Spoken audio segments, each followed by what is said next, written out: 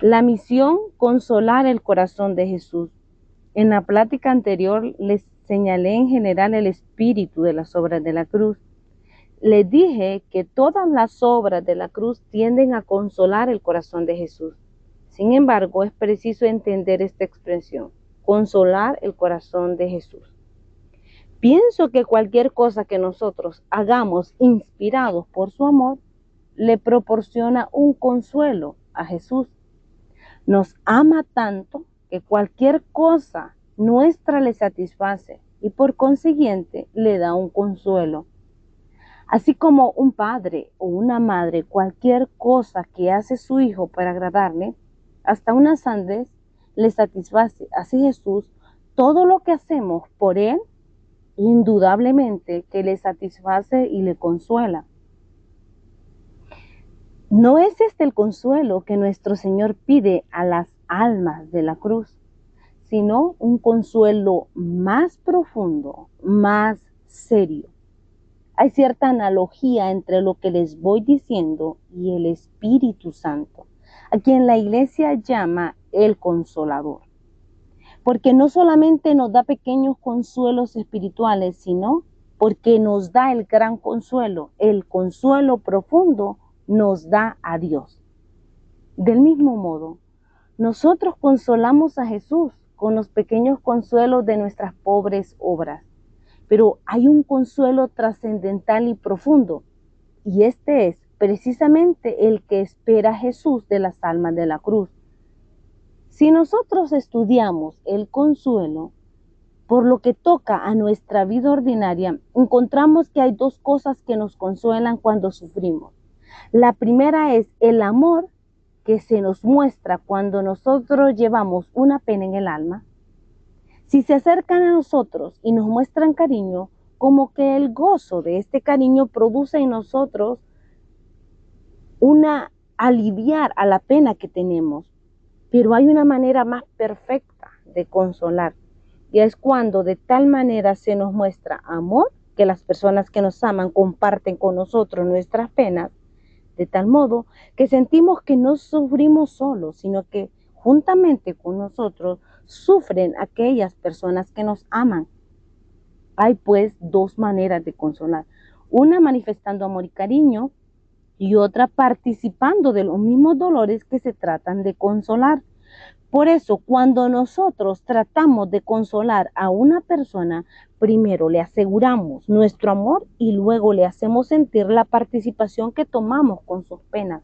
En realidad, amando a Jesús, seguramente que con esto solo ya lo consolamos. Entre los que siguen a Jesús hay almas que de verdad lo aman con un amor tierno, desinteresado, que llegan a hacerle olvidar las ofensas e ingratitudes de los hombres. No vayan a creer que este pensamiento es mío. La Sagrada Escritura nos dice de Abraham que cuando Dios determinó castigar duramente la Pentápolis, Abraham audazmente le pedía el perdón por aquellas ciudades. Dios entonces le pidió para aquellas ciudades un reducido número de justos, asegurándole que por esos justos, su justicia se aplacaría.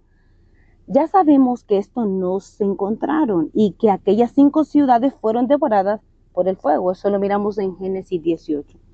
Se deduce de esto que unas cuantas almas buenas y santas contrarrestan multitud de pecadores.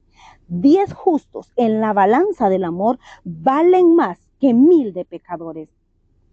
Consoladora es esta verdad, sobre todo en estos tiempos de ateísmo en los que vemos que el mal se propaga, que los pecadores se multiplican y hasta llama la atención que no llueva fuego del cielo y acabe de una vez para siempre con el mundo.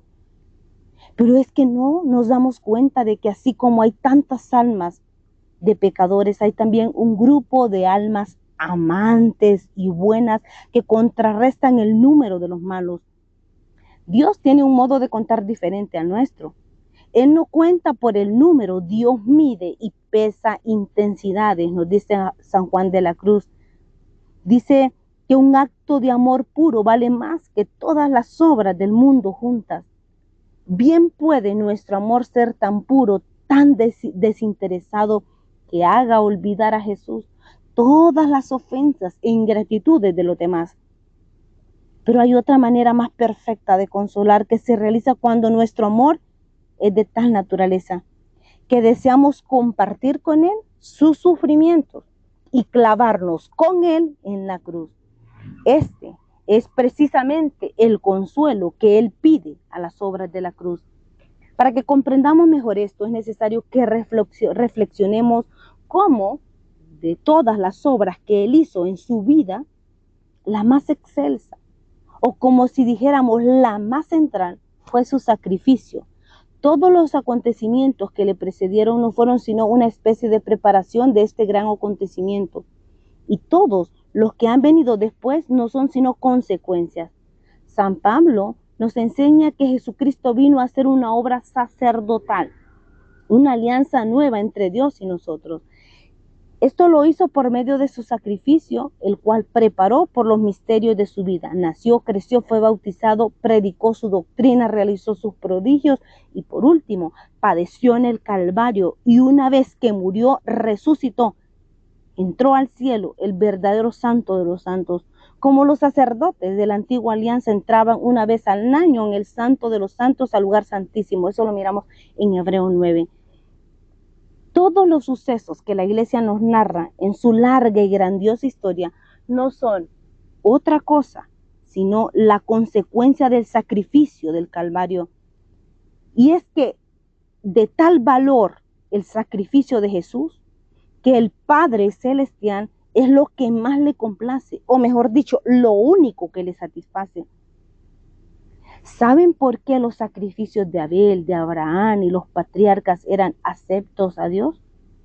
Porque eran como un anuncio, como una imagen del sacrificio del Calvario, que es lo único que le complace y glorifica al Padre. Jesús quiso que este sacrificio se perpetuara y se renovara a cada instante. La renovación de este sacrificio es precisamente la que detiene y aplaca la justicia de Dios. Porque nos preguntamos, ¿por qué castiga Dios tan duramente a su pueblo? Nos parece a veces nomás por un quítame esas pajas. Dios envía severos castigos, el diluvio, por ejemplo, la destrucción de la Pentápolis, las plagas de Egipto. ¿Por qué ahora Dios no es tan justiciero como antes? El mal se propaga cada vez más. La iniquidad se extiende, los pecados se multiplican y Dios permanece con los brazos cruzados. Se le insulta, se le desprecia, se blasfema contra Él y a pesar de todo, Él no sonríe. ¿Por qué? Ya lo había dicho Dios por el profeta Malaquías. Porque desde el amanecer constantemente se está inmolando a la víctima divina. Aunque hayan mares y océanos de iniquidad en el mundo, bastan esos pequeños islotes donde se cumplen las palabras del profeta Malaquías para aplacar la justicia divina. Y así puede haber diluvios de pecadores, de pecados, pero una sola misa da infinita gloria a Dios y contrarresta diluvios de iniquidades. La Santa Misa es lo único que complace al Padre Celestial, lo único que lo glorifica plenamente. Jesús lleva en su corazón una pasión íntima y profunda, el amor a su Padre. Esto se nos revela en el Evangelio. Leemos en él que se conmovía visiblemente cuando se dirigía a su Padre. Se conmovió, se regocijó en el Espíritu Santo y se dirigió al Padre en Lucas 10. Antes de realizar su pasión, San Pablo da a entender que Jesús derramó su corazón en el corazón del Padre. En esa maravillosa oración de la última cena, podemos apreciar en cuanto se nos es dado esa pasión del corazón de Jesús, el amor a su Padre. Por eso, si el sacrificio de Jesús es lo que más glorifica al Padre Celestial, Lo que más le satisface al corazón de Jesús es también su propio sacrificio. Pero además de esta pasión que tiene Jesús por su Padre, existe en su corazón otra pasión íntimamente ligada a aquella que realmente forma una sola. Esta otra pasión es su amor por las almas. ¿Cómo ama Jesús a las almas hasta dar su vida por ellas? Como la fuente de todos nuestros bienes y de todas nuestras gracias es su sacrificio. Los sacramentos y todas las riquezas de su iglesia tienen su centro en el sacrificio del Calvario. Todo lo tenemos allí. Por eso, la satisfacción plena e íntima del corazón de Jesús es su propia pasión. Es la pasión por su Padre, es su pasión por las almas, es su sacrificio. Lo que más le complace al Padre Celestial es el sacrificio de Jesús, y lo que más le satisface a Jesús es su sacrificio. ¿No recuerdan cuando hablaba de su pasión, cuando se refería a su sacrificio, cómo se mostraba ansioso de que llegara ese momento? Con un bautizo de sangre tengo que ser bautizado, y qué angustiado estoy hasta que se cumpla en Lucas 12:50. Jesucristo no es exagerado, no es como nosotros. Si se mostró ansioso y como impaciente es porque en realidad anhelaba ardientemente realizar su sacrificio. Por eso, una vez que realizó su obra, quiso que ésta se perpetuara. Como nosotros, cuando tenemos una dicha, quisiéramos mantenernos en ella, y como Josué, detener el sol para que el día no pasara. Pero esto que nosotros no podemos, Jesús sí lo consiguió y perpetuó sus momentos de dicha. Pudo hacer que su felicidad no pasara y la perpetuó. Por eso en la iglesia se renueva el sacrificio de Jesús. Pero hay dos clases de sacrificios. Uno es el sacrificio en el altar y otro es el sacrificio íntimo que se realiza en el fondo de cada alma. En los dos, Jesús es el que se inmola, es decir, Jesús se inmola en el altar y Jesús se inmola en las almas.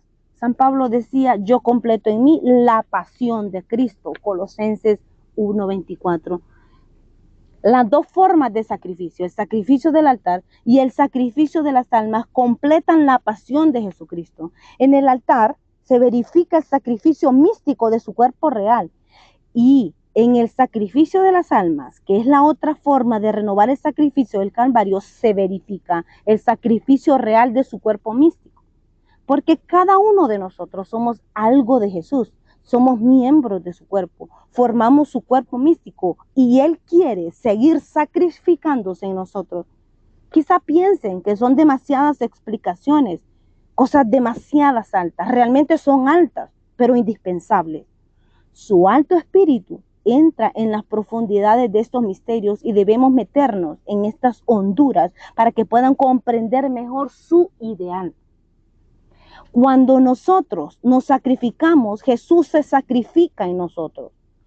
Como cuando mi mano sufre, yo estoy sufriendo en este miembro. Así, cuando un alma sufre, Jesús sufre también con ella. No piensen que son exageraciones mías, porque pudieran pensar, bueno, ¿hasta qué punto podemos rebajar el valor de estas expresiones? Y es que juzgamos que hay en ellas cierta exageración, como la hay en nuestras figuras metafóricas. Por ejemplo, nosotros decimos, tengo el alma hecho pedazos, te amo con todo el corazón. Esas expresiones les rebajamos un poquito porque hay en ellas cierta exageración. Tenemos tendencia a rebajar siempre que somos miembros de Jesucristo. Bueno, sí, pero esta es como una manera de hablar. Estaré unida a Él, pero no tanto para llegar a formar una sola cosa con Él. En estas figuras solo lo contrario de lo que pasa con las que nosotros usamos. Estas se quedan pálidas junto a la realidad. Las figuras refiriéndose a lo sobrenatural, más bien hay que aumentarles antes que rebajarlas. Jesús, para darnos a entender la unión íntima que existe entre Él y nosotros como miembros de su cuerpo místico, nos expuso estas comparaciones. Yo soy la vid, vosotros los sarmientos. Juan 15:5. Como tampoco esta comparación le satisfizo, buscó otra, aún más, la unión en el seno de Dios. Es así, Esa sí se asemejaba más a la unión que existía entre Él y nuestras almas. De manera que verdaderamente nosotros somos miembros de su cuerpo místico. Por eso, cuando nosotros sufrimos, Jesús sufre en nosotros. Y como está enamorado de su sacrificio por encima de todo, quiere que éste se renueve y se perpetúe también en las almas. Luego, si esto es lo que más desea, Él satisfacer el deseo de su corazón será lo que le consuele más perfectamente, porque la clave de los deseos de Jesús es su sacrificio. Que hayan misas en los altares, que hayan martirios en las almas, esto es lo único que le satisface. Si queremos ser un consuelo para Jesús, debemos ofrecernos como hostias santas y vivientes. Romanos 12:1. Como dice San Pablo, a fin de que en nosotros Jesús continúe inmolándose completamente en nosotros su pasión. Este es el verdadero consuelo que pide Jesús a las obras de la cruz. No esos múltiples consuelos superficiales, sino que las almas de la cruz deben prestarse con su alma pura para que en ella se siga inmolando Jesús. El verdadero consuelo consiste en participar de los dolores de Jesús, convirtiéndose en sacerdote, en víctima, para que Jesús siga realizando en nosotros su sacrificio. Esto es lo único que glorifica al Padre Celestial, lo único que satisface y consuela el corazón divino de Jesús. Quiero que comprendan su espíritu, que debe ser el espíritu propio de las obras de la cruz, que comprendan que más que ofrecerle a Jesús sus méritos y sus virtudes, le ofrezcan sus cuerpos y sus almas, para que en ellos continúe su sacrificio. Deben darle el consuelo profundo y trascendental de renovar su inmolación en ustedes, porque esto es lo que más le complace al Padre Celestial, y este es el consuelo que las obras de la cruz deben ofrecer al corazón santísimo de Jesús.